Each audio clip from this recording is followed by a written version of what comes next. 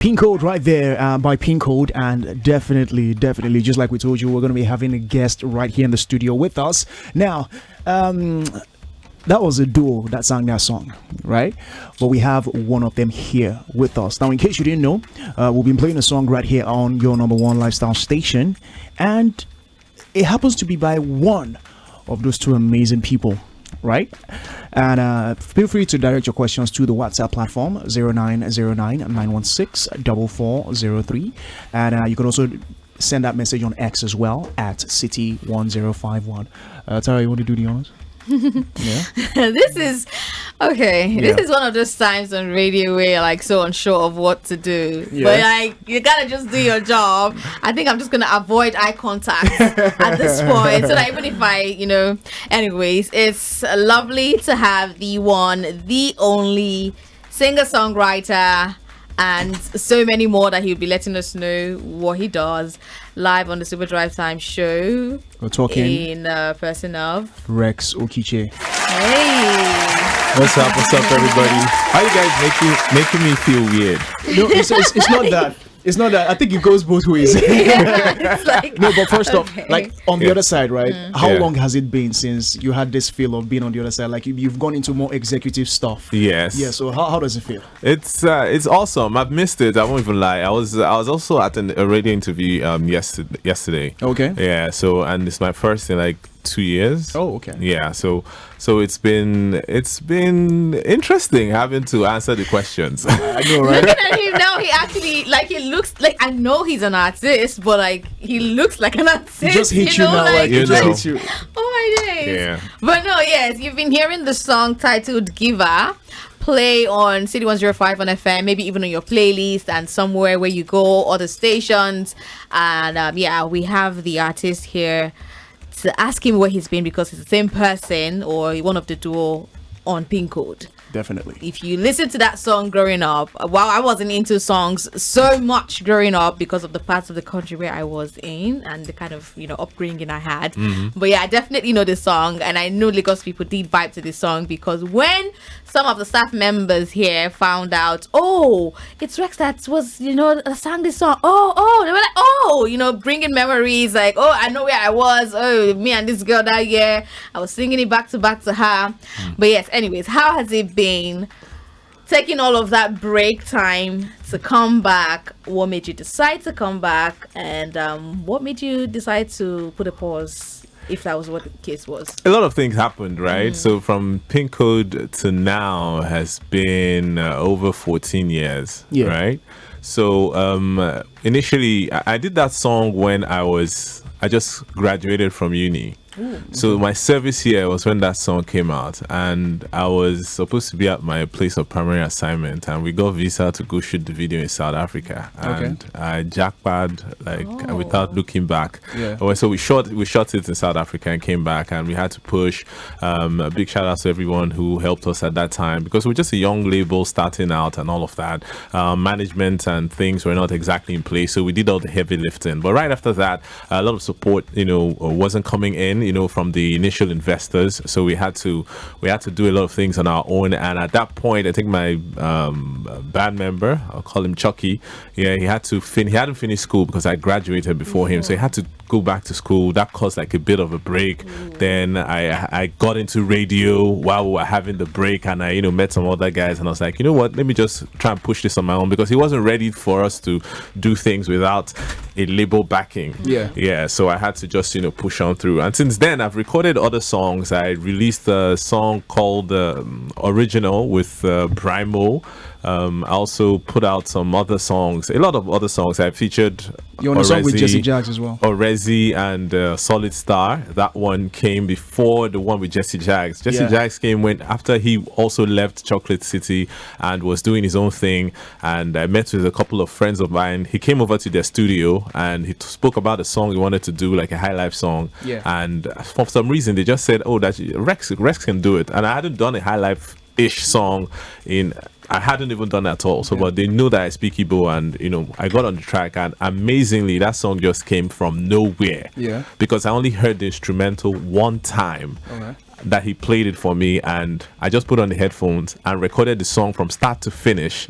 I didn't take a break because normally I would like to check the lyrics out, change some lines or some melodies. I just recorded everything one time, and he came in and he told me, I was like, do you like the direction so that I can now go in and do the real take? He said, this is the real take.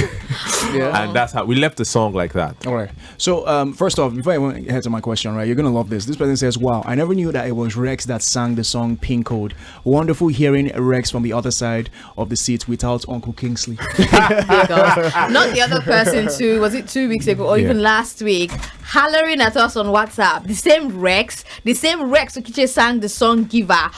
We were like, yes, he was. I don't know why they are baffled. Like, because it's like dual personality. You have different sides of you. The creative sides, and creatives are usually like that. So you have a side that people don't believe that. Oh, this is the guy that does that because you're doing something else. And it's just amazing to to be able to do that. I enjoy it, and every time people keep discovering that, especially when it comes to pin code, right? Everywhere I go, people always still say, yo, you're the one.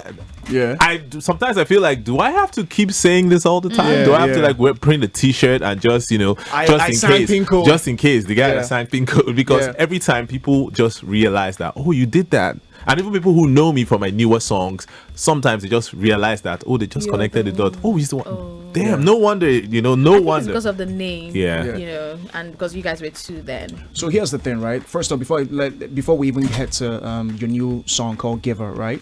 Let me speak on the other half of Pin Code. Okay. Where is he right now? Like, what has he been up to? Because we know things from your point of view. Like, what has he been up to? Man's been busy. He's been busy doing a whole lot. But right now, he's in Enugu at the moment. He does a lot of things. A contractor.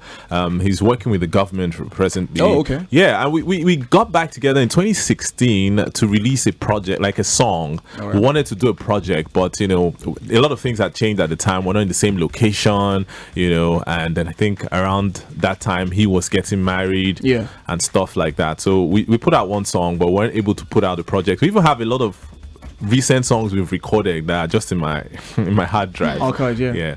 All right, so let me even ask about so with this in mind, right? You were a duo, released a mega huge song, right? Yeah. Sometimes, because you talked about how you had to do something on your own as an indie artist after Pin Code and everything.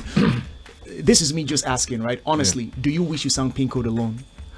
Not really, because not really, because the idea of the song came. Big shout outs to him. He wrote the song. Oh, okay. Yes, he wrote the song. So what happened is like it's so funny because we're in uni at the time, and there was a studio in our school, right, in a hotel in the school, CEC. If you went to UNN, you should know what I'm talking about. So there was a couple of guys set up a studio, Chooks, and I used to go there to record all the time. I was just learning my music side because I used to sing, but I never used to write songs or go to the studio. So I just used to go there. In fact, they just invited me, yo, you should come through. And I got there and I used to write hooks for people, and people just liked what I was doing. And he also used to rap on other people's tracks. So he did a song I liked, and I did a song with some people that he liked. And he was like, oh, you know what? Maybe we should just do a group together. And funny enough, I didn't buy the idea. I was like, yo, I was like, yo, dude, it's a wonderful idea, but groups always break up and it's always messy, And he was like, yeah, it doesn't matter. Let's just put out a couple albums. So then the initial idea for Pin Code was to be a trio, not a duo. So he actually wanted a girl. So it will be like Black Eyed Peas, right? So he raps, I sing, and maybe she sings as well. And I told him, nah, I don't think so. Somebody's going to be dating somebody, and the things are gonna get messy. Yes, and they'll turn on the other guy. So and I don't want to be that guy. so that's how we did that. We didn't do that, but so we put out some songs. We recorded some songs, but we're trying to build a project that will really shop to our record label at the time. And we did a couple of songs. Went to South Africa, shot the first video, pushed it. it didn't really give us the results we wanted. And at the time, there were a lot of music that we were enjoying that were big at the time. So he was like, no, I need a song like, I'm trying to remember the song. Yes, it was a big shout out to Don Jazzy, because Don Jazzy was actually supposed to produce PINCODE, right? Okay. So we're trying to get him to produce PINCODE when we had the idea for the song. But I think he was busy at that time. He wasn't really producing for other people who were not, on Mo Hits. So it was a very Okay. that we heard the song at that time, and we really liked the song, the energy of the song. And so Chucky just got inspired, and he started to write PINCODE. So when he sang it for me, I was like, oh, I know who else can produce this song. And that's how we recorded the song with Wizboy. So yes, he wrote the chorus, and yes, then we both did the verse. So there's no way the song could have happened without him. There's no way. Okay. Certainly, you're an OG, and you've seen things. I'm still a young cat. A young cat OG. Seeing things in the music business space from way back, and then seeing it now. Yeah. I would think that you just let the music thing go because of the things we hear. How uneasy it is, how crazy it is. The series I of feel madness. you're sounding like a Nigerian mom right now.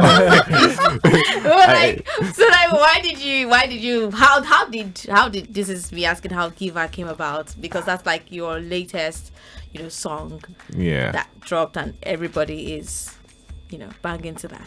Well, music is something that never goes away, unfortunately. If I could let it go. You guys this answer. I feel every artist says that. If you could let it go, you let it go, right? Yeah. But you find yourself singing to songs. Okay, for me, for example, when I listen to other people's songs, I'm bad with lyrics. Right. If I go for karaoke, I'm going to mess the lyrics up. If they just put up the lyrics from the screen, trust me, I'm going to mess it up, right? There's even my favorite songs, I don't know the lyrics, because I find myself writing a new verse on every song I listen to. So if I hear a song and I like it, I'm already writing something to it.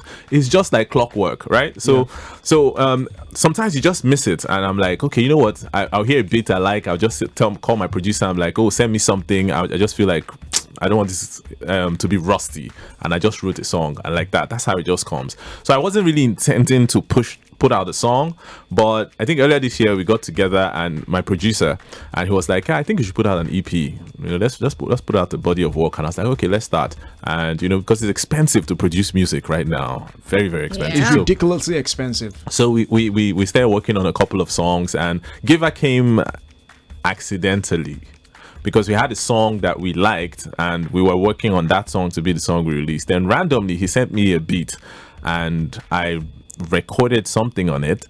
But while I was driving to the island, I was on Ikoyi Link Bridge, and I was playing the song over and over again, rehearsing the chorus I come up with. Then another chorus came into my head, and it was Giver, and I was like, oh, I think I like this bounce better than what I had before. So I developed it, a voice note straight up, and I recorded it that night. As soon as I did verse 1, verse 2, chorus, I sent it to my producer. Normally he would say, oh, I like this part, I like that part, can we move this part or change this first 4 bars, whatever. As I sent him the song, he just sent me like 100 fire emojis. Okay. and I was like, okay, so this is good, because I liked the song too. I wasn't expecting any, and he liked it as well. But I was also thinking, because he's a bit, mid-tempo, I wasn't thinking of releasing it.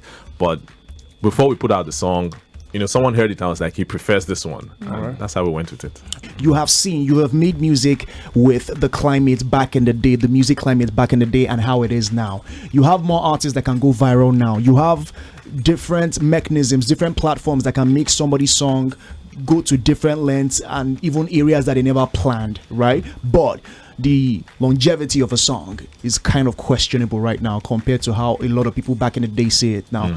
Having seen the two spheres of music, what say you? This is a very big question, because for every generation of artists, there's advantages, disadvantages. Our parents like the songs they listen to better than what we're doing now. Yeah. We that released music a while ago, we kind of like the rawness, like how music was at that time better than now. But you can't take away the fact that technology has really helped a lot of things, has given us more exposure, and it has made the industry a little bit more lucrative for the new artists. But unfortunately, attention span has reduced.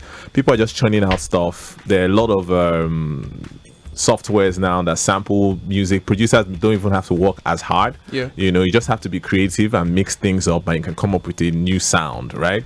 And not to take away the creativity of it, but it's now very, very accessible to almost anybody. So that's why the kind of quality it has reduced a little bit. But big shout outs to those who are really pushing it and writing even in the midst of all of this and putting in the work.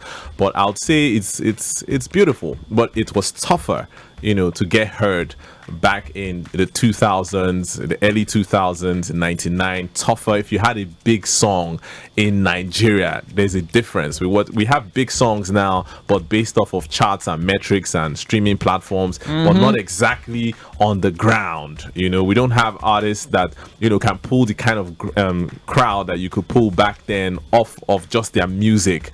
Parents loving your song, people of all kinds of shapes and sizes. You know, right now it's a bit more niche, so you can be big, but you know that, oh, my audience is just palm wine music kind of audience, or you know, you can do that now. But then for you to be a big artist in Nigeria, everybody had to know you have to have a song that everybody could vibe with. Okay, despite saying that, now that we have mechanisms in place to make people churn out music when it comes to volume, not really, it's dumbing down quality, and quantity is becoming quite possible right now for a whole lot of people. But like when it comes to churning out hits or churning out songs, do you feel like as an artist that has done it before and is doing it right now, does that put more pressure on you to put out more music? Just take that again. Do you feel more pressure because of how technology is now? People can just churn out music like in 2 seconds. You have somebody put out a song, whether it's a hit or not, it's questionable, right? But do you feel like you are under more pressure to put out more songs? You drop Giver, do you have to follow that up with something else and follow that up again and follow that up again to well, that's what management says is working now, so what can we do? Right? We have to drop as much, because you know, we from where we're from, we just or the time I'm from, you know, we record a project like an album, then you release a single, give it 3 months, really push it, then release another single and all of that. But right now attention spans is short. You know, you have just 6 to 8 weeks to move on to the next thing. That's a school of thought. I don't entirely agree with it, right? But having multiple content, you know, so that you can see which song resonates with who and all of that. But you can still push a particular song for a longer time. So what I would prefer to do is, as we are putting out new music, don't stop promoting the previous ones, because no matter what, the whole world cannot hear a song within 8 weeks. Yeah. So it means you have people that haven't heard that song, regardless of what you've done. So that's just how it is. But it's the world we live in now. Circling back to when you mentioned EP, according to your producer, that you should drop one. When is that dropping? Okay, we were targeting maybe this year, but it's looking like, you know, it's going to be first quarter 2025. Okay, you know? But no more drops from you till then. We could squeeze in another one for the holidays, you know, like, for the holidays, and it has to really sit with the mood of Christmas. You know? Because not really like a Christmas song, don't get me wrong. Okay. You know, there's festivity, you know, so it has to be a song that aligns with that festivity vibe. Kind of like a family-friendly song. You know, something that makes people happy and want to turn up. Hopefully, fingers crossed. Listening to Giver, it's a superb song that's very radio-friendly. Thank you. With no curse words or prioritizing booze, etc. Obviously, because you're a father and aware of your environment. But he's also asking this question about whether or not you think Giver will do more than songs that have all these curse words and that sell tangible content, in a sense, maybe nudity and the likes. Unfortunately, it's not how we think it is. You know, you think that, okay, sing a good song that doesn't have profanity, that one will do more. No, it's how does the song, which song relates more to people? That's just what it is, regardless of what you're saying in the song. If you keep it 100% clean, fine. If it finds people, a lot of people that relate with it, then it will be a big song. There's no hard and fast rule. Just being vulgar doesn't mean you have a hit, and just being, you know, clean on your lyrics doesn't mean you have a hit. It just needs to be a great song, good melody, the emotions in the song connect with people. That's what I focus on, really. And handling or shuffling, you know, administration work, doing music, family, everything, and maybe every other thing that you do, how easy or difficult? It's not easy, my sister. It's not. So if you were to give one up for the other, which is going? If I was to give one up, like work or music. If I was to give work or music, Can I have both? Yeah, you can, but in a world where you can't. Tough question. It will It's definitely, Yeah. definitely be music. Oh yeah. So with that in mind, right? How tough is it right now to combine the two? Like, what is Rex's life like at this point? I'm not under the pressure of a 20-year-old, right? So there's no, I have to. My mates are blowing. Look at no. There's no such thing. So it's easy. I take my time because I only have 24 hours. Exactly. And I am being productive with 18 of those hours, Yeah. or maybe less, right? So the rest can go to music.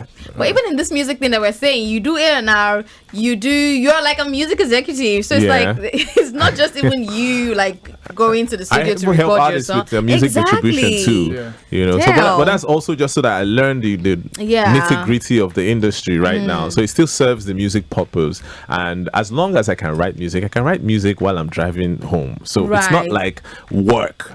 You get that's just the beauty, and the only thing that is work about music is actually pushing the music and creating content for the music, and that's the part we artists don't really like.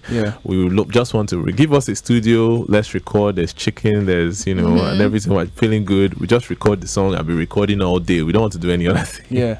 So this question skipped me, but just before we call it a wrap, songwriting, where are you with it? Do you still write for other people, or is something that you have always done, or you want to stop, or you just want to focus on you right now? Songwriting, you can't control this music and this muse and the lyrics. As long as you're in the studio where there's music being played, whether it's your song or it's not your song, sometimes somebody said, I need you to help me on this, you would just write the song. The only thing is that I've not actively been pushing songwriting for other people, because for me personally, I have to connect with the beat. I have to connect with understand the artist to write them a good song, right? So it really depends. But I do songwriting, but not as heavily as I would like. I promise you, the way it is right now, people don't understand the artist before they write songs these days. They just write something. I know people write songs for themselves and give it out. You just give it out. Yeah, that's another way to do it. All right. Big shout out to you, Rex Okiche, for coming through today. And what are we gonna see from you before the year runs out? Are we gonna see anything, or towards the beginning of the year, maybe, or next year? A music video for Giver. Okay. Yeah. So that's should be coming out in mid-November, thereabout, and hopefully, if I can press my producer's neck, to drop something. Yes, I might be able to drop Last the song. one. Yeah. Would you allow any of your offspring do music? My offspring. Yeah, your children. Even my child. Yeah. Yeah. Yes. You allow? Yes. Why? Why? My children, they're all going to be instrumentalists, whether they like it or not. Because I didn't have the privilege, and right now I think my fingers are set in stone. All right, I don't really have the time to practice, even if I pick one instrument up. So, but I'll let them choose. I'm not going to force it down anybody. But will they be exposed to music? Yes, they will. 100. Amazing. Big shout out to you. Thank you so much. And thank you guys. This was fun. Yes, it was. We can't wait for the video for Giver. We can't wait. Yes, and there won't be girls, I'll be wearing my clothes. Take your time. So there won't be girls. Just give us some hints, like what we're gonna see in the video. It's definitely not going to be like that song you like, Big. Yeah. It's definitely not going to be. Me or Tara? You like which one is Tara? You. But yes, it's going to be. In fact, just wait for it. All right then. Thank you so much. Go stream Giver is on every platform. And how can they follow you on social media? Or you can follow me at Rex Okiche on all social media platforms. That's REX OKICHE.